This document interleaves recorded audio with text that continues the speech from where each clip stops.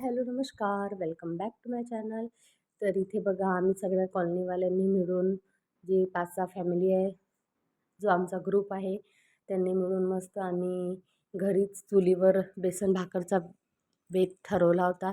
तर इथे आम्ही सगळ्या लेडीज त्याच तयारीत लागलेलो आहे. कोणी भाजीपाला कापत आहे, कोणी टोमॅटो, कोणी कांदा. इकडे अशी चूल पेटवलेली आहे. मस्त अशी आमची तयारी सुरू आहे.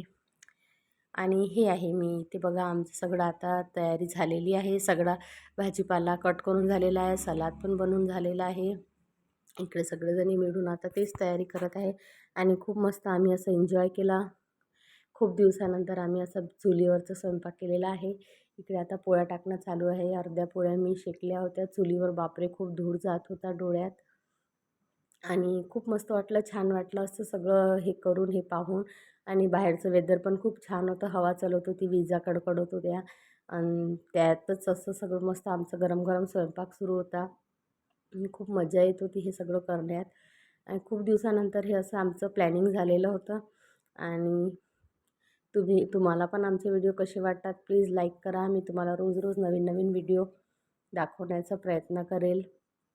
आणि इथे बघा तृप्ती हे सगळ्यांना ताटं वाढत आहे. इकडे इकडे आमचं सलाद वगैरे पण तयार आहे. इकडे पोळ्या पण होत आहे. बेसन पण झालेला होतं तिकडे. आणि इथे आता पंगत बसलेली आहे. लहान लहान मुलं सगळे पहिले आधी लहान मुलं जीव घातले, त्यानंतर मोठे जेंट्स वगैरे जेवायला बसलेले होते. इथे मुलं पण लहान लहान पोरी खूप एन्जॉय करत होत्या. तसं मुलं घरी काही खाणार नाही, पण इथे मस्त पोटभर जेवले सर्वजण. आणि खूप छान वाटलं, खूप मजा वाटली. आपण रोज तर स्वयंपाक असतोच, पण फॅमिलीला सोडून इकडे सगळ्या मैत्रिणी आणि सगळं मस्त एन्जॉय करण्यासाठी खूप छान वाटलं.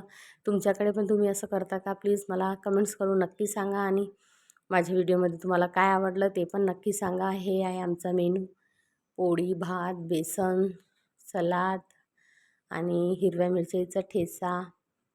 त्यानंतर दुसऱ्या काकू बसल्या होत्या पोळ्या करण्यासाठी. इकडे सुरेखाताई मस्त असं पोळ्या उंडे करून देत होत्या. एक ताई लाटत होत्या. इकडे आहे मी.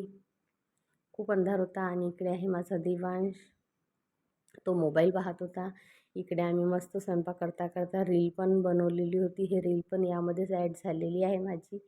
आणि इकडे बघा असं मस्त गरम गरम बेसन. खूप छान वाटते ना असं आपण कधी काहीतरी असं वेगळं करतो, तर मस्त मनाला पण खूप प्रसन्न वाटलं, खूप छान वाटलं. इकडे मस्त आमचं बघा असं बेसन झालेलं होतं. आणि खूपच स्वयंपाक तर इतका टेस्टी झाला होता, कारण हा चुलीवर झालेला होता.